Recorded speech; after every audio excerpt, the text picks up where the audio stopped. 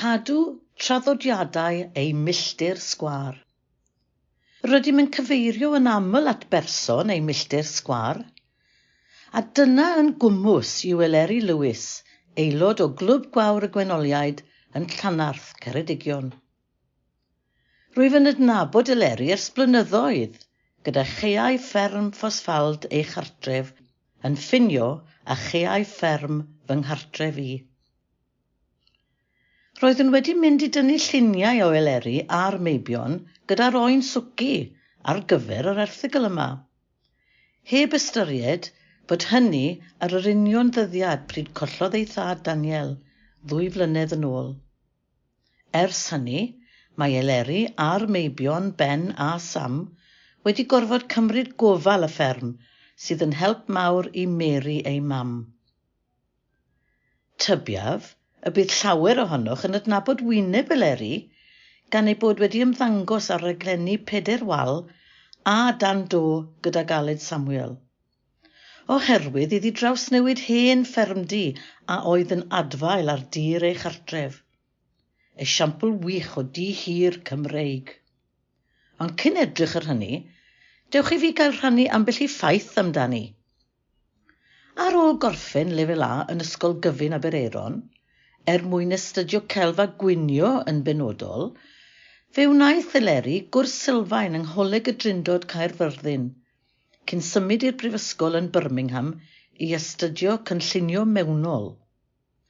Ffasiwn oedd y bwriad gwreiddiol, ond tra yn y Drindod cafodd flas ar gynllunio mewnol, a dyna hi, ar y ffordd i fod yn gynllunwraig hynod o dalentog.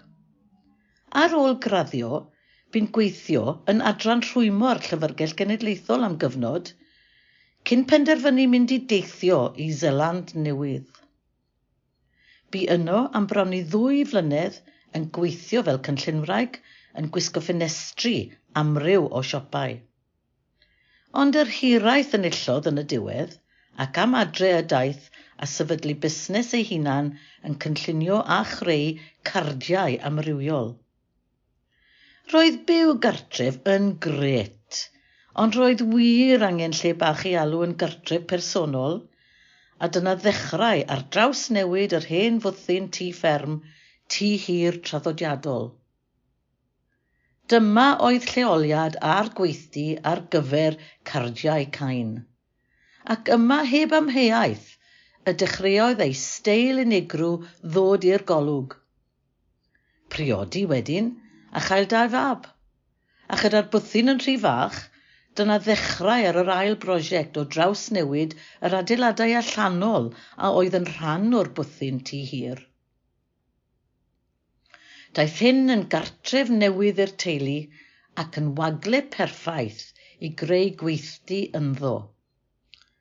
Daeth cyfle wedyn i droi tŷ hir yn fwthyn gwyliau.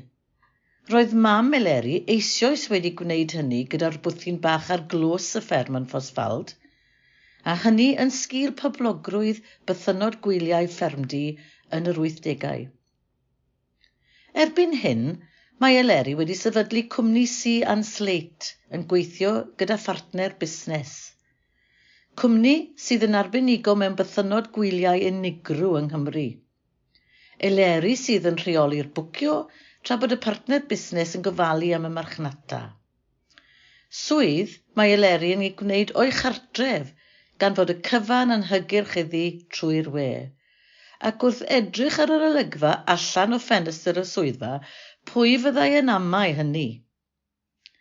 Mae'n ferch sydd yn deall traddodiadau Cymreig, yn medru dal dafad pan fo rhaid, yn tyfu llysiau yn y tŷ gwydr, ac yn defnyddio ei llygaid a'i phersonoliaeth wrth draws newid yr amryw fythynod yn ei gofal.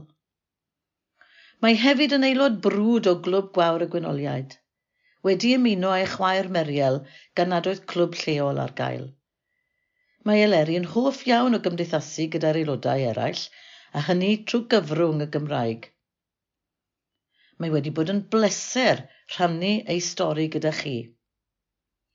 A darllenwyd y stori gan Hazel Thomas, swyddog datblygu a hyrwyddo canghennau a chlybiau gwawr Rhanbarth Ceredigion a Phenfro.